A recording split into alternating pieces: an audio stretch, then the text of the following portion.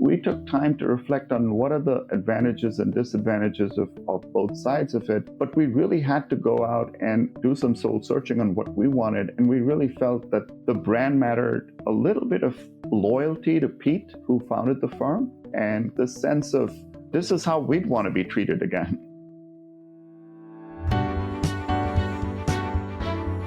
You are listening to The Sure Shot Entrepreneur, a podcast for founders with ambitious ideas. Venture capital investors and other early believers tell you relatable, insightful, and authentic stories to help you realize your vision. Welcome to The Sure Shot Entrepreneur. Today's guest is Mark Fernandes. Mark is a managing partner at Sierra Ventures. He focuses on cloud infrastructure, security software, digital health, data, and analytics. Mark has been in the Silicon Valley for more than 2 decades. He has seen the venture capital world evolve over many, many years. Let's talk to him about what he looks for in startups, what questions he asks entrepreneurs, and how his perspectives have changed over the years. Mark, welcome to the Sure Shot Entrepreneur. Thank you, Gopi. Thanks for having me. Tell us about yourself, starting with your childhood. You grew up in Bombay. I did. I guess it's called Mumbai now, but yes, I grew up in Bombay. I did my bachelor's in mechanical engineering. I went to this little school at the time called Manipal Institute of Technology, which is now a little more famous because of a gentleman named Satya Nadella, who actually overlapped with me at Manipal.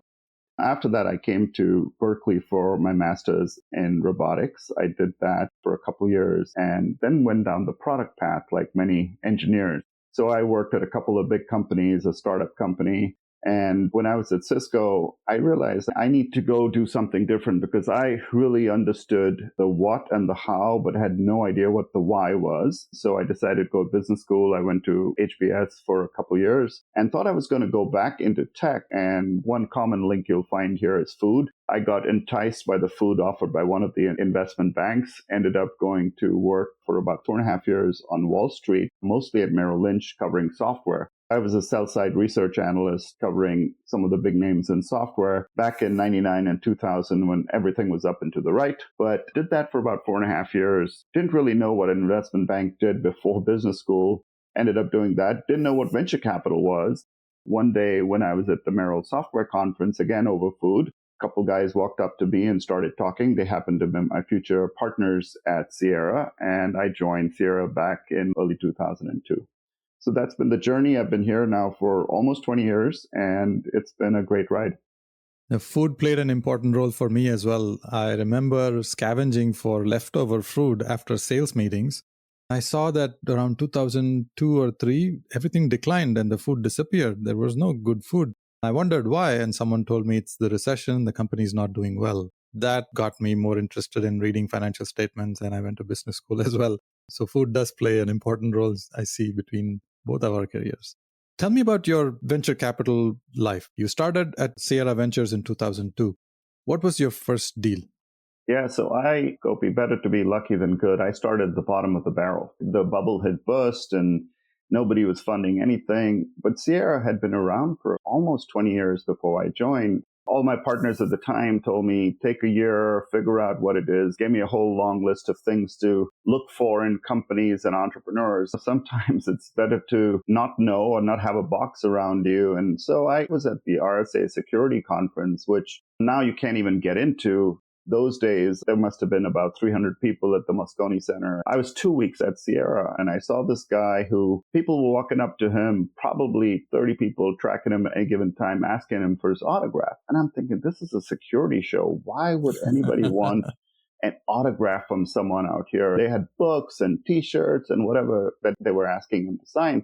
So I stalked him for a little bit, as any good VC would do. And when he was grabbing a coffee, I said, hey, should I get your autograph? Turns out it was this guy named Marty Roche. And Marty had an open source project called Snort, which was network intrusion detection stuff, basically cybersecurity stuff. He had this open source project when nobody could spell open source back then, and forget about putting open source and security together. We were just intrigued. And because I used to cover security back at Merrill, I understood that the only way you could crack a very well-established security market was having something different that customers would pay attention to. And Marty had that. He had 2 million downloads. He was well recognized in the enterprise circles. And so we started chatting and he said, look, I've been trying to raise money for almost 2 months here on Sand Hill Road. Nobody's given me the time of day. And when they did, they would say, hey, come back when you have $1 million in revenue. And he goes, if I had $1 million in revenue, I wouldn't be talking to you guys. This was before the days of seed and pre-seed and mango seeds and whatever else you talk about these days. I hit it off. We started chatting. I brought him in. And a week later, we gave him a term sheet. We gave him his first $5 million. And literally, it was a $5 million pre-money valuation. So we bought a lot of the company. We raised a $7 million round. Long story short, company went public in 4 or 5 years, and Cisco ended up buying them for $3 billion. It was one of those things, better to be lucky than good, but we were prepared. I had a very prepared mind about how entrepreneurs tackle problems. And that's really important to me. So that was the start. Like I said, it's better to be lucky than good, but I was prepared. It was fantastic. And you also have to break the rules sometimes because my partners had said $1 million in revenue and they need to have established this and this.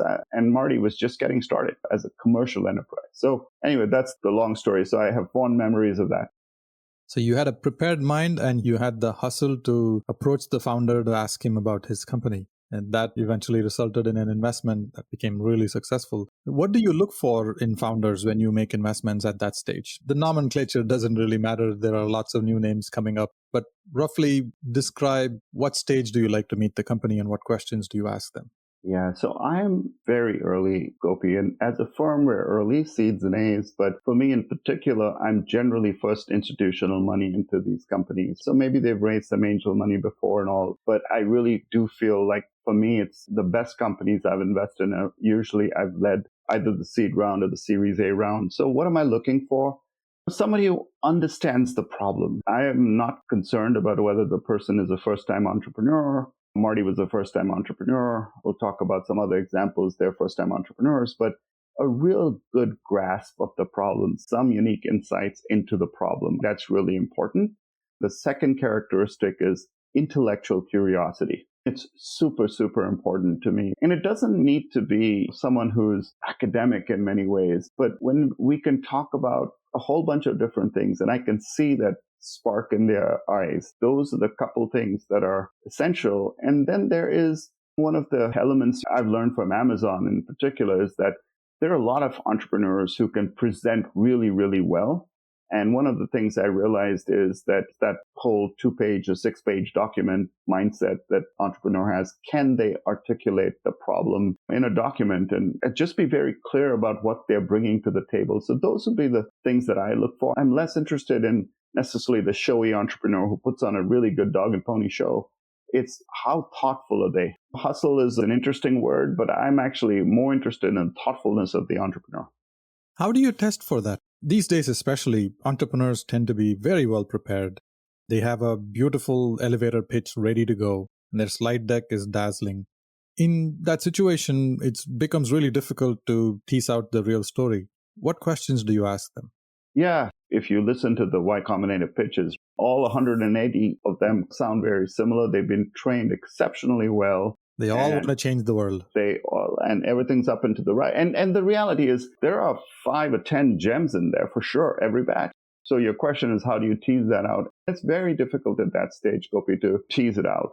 For me, it is really that thoughtfulness that they run through in the way they answer questions. Are they just responding like a canned answer, or do they take time to pause? And even a no, I don't know, is great. I actually want to see some, no, I haven't thought about that, and that's a really good insight or whatever. That's really interesting because I have no way to have the domain expertise that they do. So we have a standard set of questions that you'll ask. For me, the biggest thing I'd ask is, how did you arrive at this problem and what customer discovery did you do?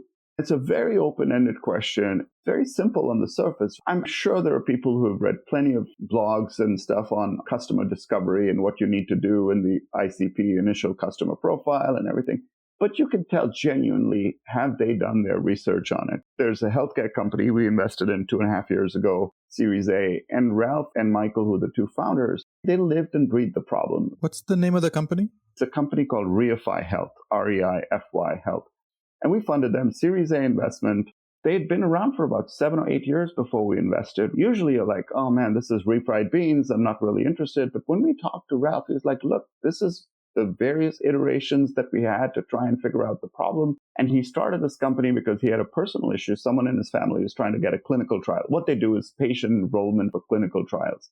He was trying to figure out this problem. He tried to find a trial and couldn't. And he decided to tackle this problem. In 20 years of doing this, this is the fastest growing company I have ever worked with. In 2.5 years, I can't give you the exact number, but they've gone from little to no revenue to a lot of revenue. And let's leave it at they're the fastest growing company I've ever worked with in 20 years of doing business. And your question was around what kind of questions do I ask? It was really trying to get to the bottom of why Ralph arrived at the way he's tackling this problem. There were multiple ways. At the time, he had only one pharmaceutical company as a customer, but the way he approached it, the thoughtfulness which he tackled this. Now, again, that's one piece of it, Gopi. The second piece is I believe in experts. There are domain experts. So he was actually at our CXO summit, which you might have attended. And I had two pharmaceutical CIOs, one CIO, one CTO, talk to Ralph. And he really felt like, I'm not going to say blindsided, but he felt like this was a very, very detailed diligence question. But the two CIOs walked out and they said, Mark, don't let this guy go. He absolutely understands the problem. I can see our companies absolutely using them. So two things, Gopi. One is the thoughtfulness of the entrepreneur, the ability to do that. And two, knowing my limitations. Are there people on short notice that I can actually utilize in our network to help me bolster the pieces? I don't know what I don't know sometimes, and I have to find people who can help me, especially in the domain, especially in things like healthcare. It's interesting that you distill a lot of your questions into these two specific things. I'm curious to see how long it takes for you to get to that answer, from the first meeting to making a decision. How does it work for you? Gopi, look, in this day and age, especially now in this environment, for the very good deals, you don't have a lot of time. In many cases, we see a company on Thursday and we have to make a decision on the following Monday. The good news is being in a small firm, we are very, very nimble at Sierra. And so we'll do partner meetings on Mondays and Fridays. But if necessary to meet a team on Wednesday or Thursday, we'll get the troops together. We're very nimble on that front. The good thing with us is that we've built a good network. And Gopi, I mentioned our CXO advisory board. We have 75 Fortune 2000 CIOs and CTOs of companies like Starbucks and Merck and Facebook and you name it. We've got different industries. So when we were looking at Reify, for instance, I could ping 7 out of the 9 CIOs and CTOs of big pharma companies. I'm talking about GlaxoSmithKline and Alexion and Regeneron and companies like this. And within a couple days, at least get a knee-jerk reaction to the problem. For us, that's really critical. And by the way, it also works in the other direction, which is Ralph saying, hey, these guys have access to this pharma companies that will take me 2 years to get to this level. So it's been really good. But to answer your question, it's usually we've got to try and get to an answer in a couple weeks and sometimes sooner. That's what it takes. And it really helps to have a small team and be nimble about this decision-making process. The speed of decisions has accelerated over the past few years, and it's good to have the superpower of a CXO network. I'm interested in understanding the original story of how the CXO network formed and how is it helpful for you now. I remember that many years ago, venture firms used to pay for free flight tickets to get CIOs to come into Silicon Valley and spend a few days. But now it's actually become very attractive for a lot of CIOs to be associated with VC firms. It's a lot easier to bring them on board. How do you build that network? Yeah, Gopi, I'll be a little boastful out here and say we were probably one of the first firms to start that, right? This year will be our 17th annual CXO Summit. So this was long before people figured this out. And it started, honestly, I view it as almost an entrepreneurial endeavor because we realized the biggest challenge for our companies, for our entrepreneurs, was getting, people will say customers, but the reality is even getting feedback on what they're building. And so for me, when I started this, I remember we had tried this multiple times at Sierra, and it was always the problem was, I'll give you an inside baseball thing here. People try to flog their wares to these CIOs, and these CIOs are being sold to all the time. The last thing they want is another one selling them another startup product. The number one rule with my partners was, I'll do this, but we cannot be flogging our wares to them. If they're interested in seeing it, fantastic, but not interested in, we should not be selling to them. So I started with 5 local CIOs. It was Cisco, WebEx was separate at the time, Sony, and a few other folks. That 5 became 10 the next year, 10 became 20. They started telling each other, had people who basically stayed with us across 4 jobs. I think about Jim Schofield, who's at Marriott right now. I knew him when he was CTO at Coke, went over to Nike as CIO, went over from there to Merck as CIO, and now is at Marriott. Jim stayed with us. If he felt that he wasn't getting value out of it, there are plenty of options that he has. We don't pay them. There's no money changing hands or anything. It's just this intellectual stimulation. And I use the word intellectual curiosity. We really like people who are intellectually curious. And the best entrepreneurs actually get feedback from these folks. It's terrific. It's very symbiotic on that front, Gopi. What does this mean for entrepreneurs? I see on one side, instead of just pitching to the money guy, the VC, they are also given an opportunity to talk to somebody from the industry who empathizes and understands the value of their products and services. How does this have an impact on the entrepreneur during the time when you are evaluating them? So for sure, there's plenty of money available. There's no shortage of capital these days. That's not the gating factor. Most VC firms do have access to terrific people out there, and they're investing in what they call now, in quotations, the platform team. And they have all these phenomenal resources, and the bigger funds obviously have more resources to throw at the problem. There is some authenticity, some genuineness that entrepreneurs will realize when they talk to a CIO who's been with Sierra for 14 years in the network and across multiple jobs, and they're getting genuine feedback. Honestly, if I go back to that Reify example, when Ralph talked to George Lotto from Alexion, he really felt like, wow, that was a hard conversation, because George didn't feel any qualms in actually being very direct. There was no sales pitch. There was no gift wrapping on this. He was like, hey, tell me why this works. Tell me why this should work. And tell me what you've been doing for the last 8 years. Ralph initially was like, whoa, this is like very to the point. But when he had a chance to digest that, it was like, wow, that was a genuine conversation. That's how the Sierra guys actually act. So to me, Gopi, that's the difference between, call it a packaged CIO board and a real engagement and real interaction. The good entrepreneurs see that very quickly. How many investments do you make in a year, roughly?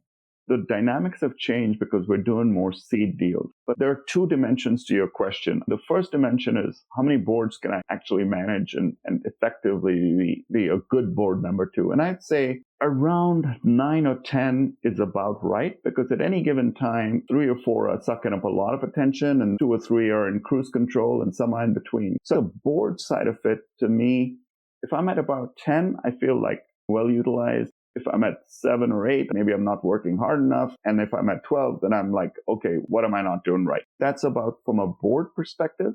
But from a new deal perspective, remember, like some of these companies take 6, 7, 10 years to get to fruition. So I would say I do about 3, maybe 4 new deals a year. And some might just be, hey, here's $2 million as part of a slightly bigger round, or we've got a very good other board member.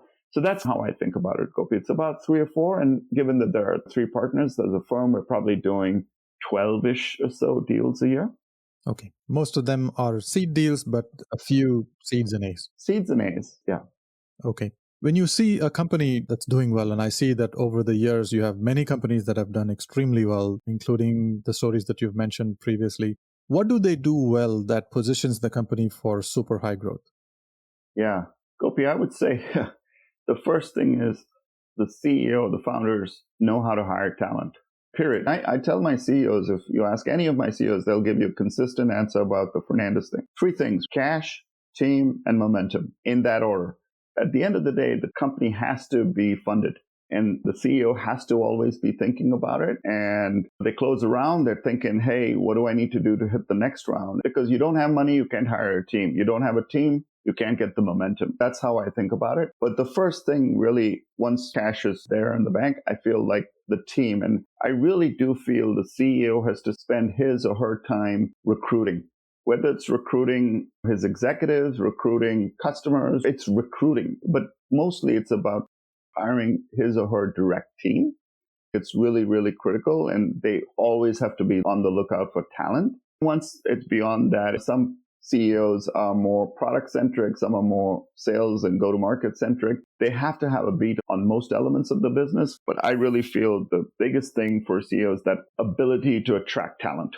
Cash, team, and momentum. I like the way you've distilled the essence of your observation in these companies. Yeah, and Gopi, look, momentum is defined in many different ways. If you're a seed stage company, it's about getting that initial design partners. If you're Reify, it's about growing 50% quarter over quarter or whatever. It's defined in different ways, and you have to adapt your thinking accordingly. But the cash and team part is pretty clear.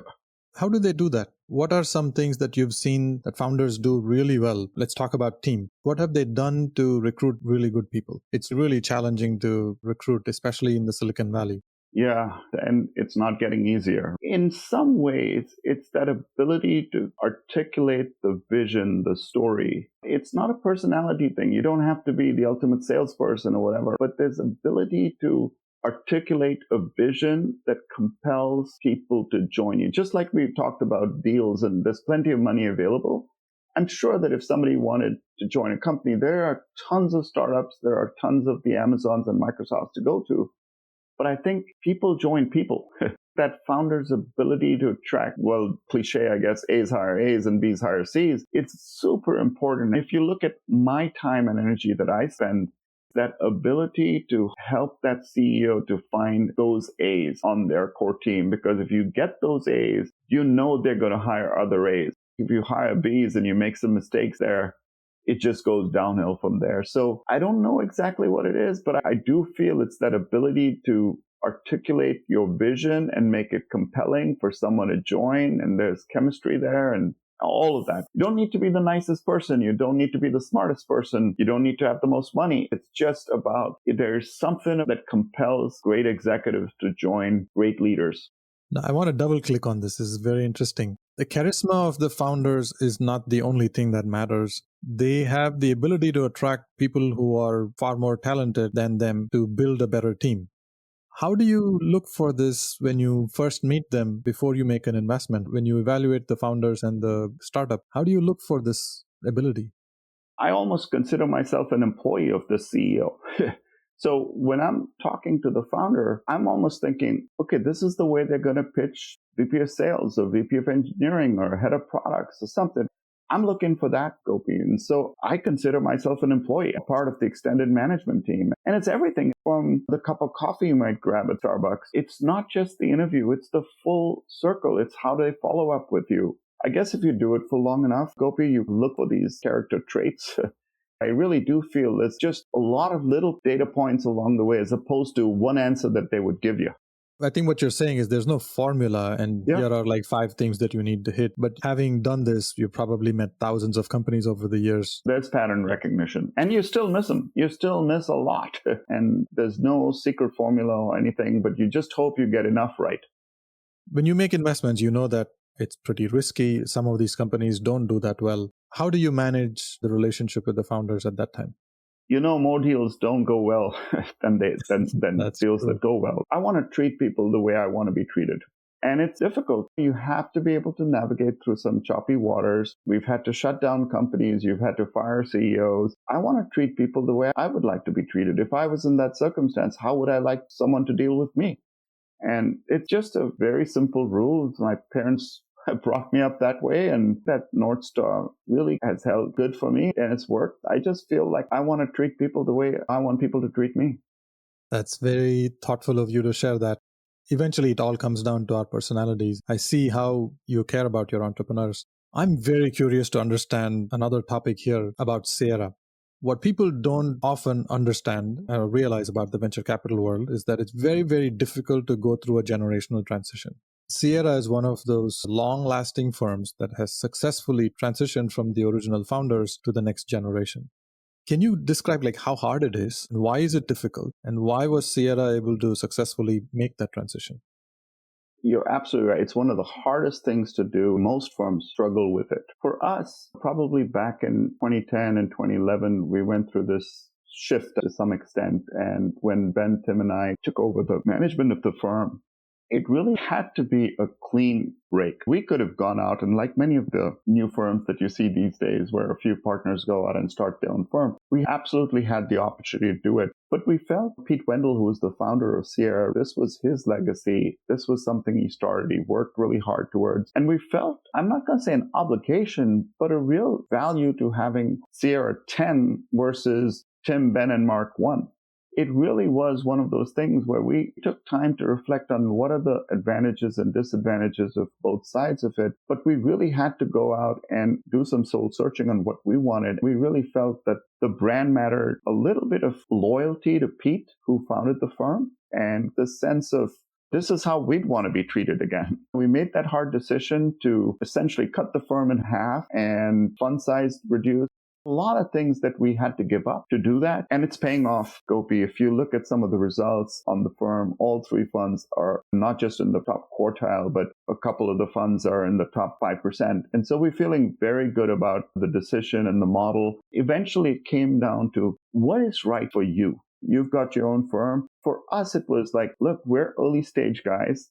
We want to really focus on the C's and A's. So we now had a blank sheet of paper to say, what is the firm we want to craft with the benefit of a brand that people knew about? Hopefully that answers your question in terms of how we thought about it, what we did to go about it. And we went through a couple of difficult years, but we're benefiting from learning. We talk about entrepreneurs and the hard patches they have to go through. We truly believe we went through that. And so we identify with some of the problems that founders have. It takes a truly visionary founder to look decades ahead, and looks like Pete did that. Were there things that Pete offered or created at the time of transition that made it easy for you? Or were there some asks from your side as the next generation partners? Honestly, it was just a matter of someone willing to let go. Right? And you think about founders who have to bring in CEOs, Gopi, you've seen this many, many times. It's one of the hardest and more emotional things that you have to go through. And I really felt at the end of the day, it was about, this isn't a CEO situation. It was something like that. It was like, hey, this is the next phase of a firm and the next phase of growth. And that's what it took. You've been in the Silicon Valley for 20 plus years and at Sierra for 2 decades now. How has your perspective as a venture capital investor changed? You've been through multiple downturns. You've worked with different types of entrepreneurs. Are you a different kind of VC today than you were when you first started at Sierra? For sure. In many ways, there are a lot of similarities, Gopi, but if you look at the environment right now, it's completely different. At the end of the day, what am I looking for? Probably the same things in an entrepreneur and the characteristics on that. It's just that there are 20 other people looking for the same thing, right? Well, now it's like 200 or 2,000 maybe. Right. And there's tons of money. A lot of the dynamics have changed on that front, but eventually you have to have your North Star. You have to figure out what is it that works for you. And just as much as there's plenty of money out there, there are plenty of great entrepreneurs out there. You just have to find that fit at the end of the day, Gopi. And so for me, has it changed? For sure. And this goes for entrepreneurs too. You got to figure out what you're looking for in your first investment partner. I'm the same way. What is it I'm looking for in that entrepreneur? Because a lot of these things are 5, 7, 10-year journeys. Do you think we're going into a recession anytime soon? We've been in an extended bull market for many years. Gopi, your guess is as good as mine on that one. It's just so hard to tell. Yeah, you're one of the few people I can ask that question because you've been through few cycles, different cycles in the market. I want to switch to the next part of our conversation and ask you about your community involvement. Is there a nonprofit organization you are passionate about? Which one? Yeah, Gopi, we work with this nonprofit called the India Literacy Project. And for me, education is number 1, 2, and 3. Everyone has to find their own cause, whether it's hunger, poverty, education. And for us, it's been education. We really do believe that we got to be able to find it at scale. I remember growing up, my parents weren't very affluent or anything, but they said, the only thing we're going to be able to give you is your education. And we'll pay for education as long as you want to study. They had to struggle to make ends meet. And we felt very fortunate and have had a very good educational experience, a couple of master's degrees and stuff. So for me, I want to give that back to people who really can't afford it. We've been very focused with this project called the India Literacy Project. They focus on educating the far reaches of the community in India. So a lot of these small villages and taking education out there. They touch almost 200,000 students a year. So we've been fortunate. We've actually been able to enroll a number of Indian entrepreneurs here in the Valley, and hopefully there's a lot more to go. Education is our passion. Education is certainly very important. I'm living proof of how education transformed my family. Among all the things, if you solve for education, it solves many other things downstream. Mark, thank you so much for spending time with me and sharing very insightful stories from the early years of your career through the journey at Sierra and what you look for in entrepreneurs and how you support founders in a very unique way. Thank you very much for sharing authentic stories. Absolutely, Gopi. And thanks for doing this and thanks for having me. Thank you for listening to The Sure Shot Entrepreneur. I hope you enjoyed listening to real-life stories about early believers supporting ambitious entrepreneurs. Please subscribe to the podcast and post a review. Your comments will help other entrepreneurs find this podcast. I look forward to catching you at the next episode.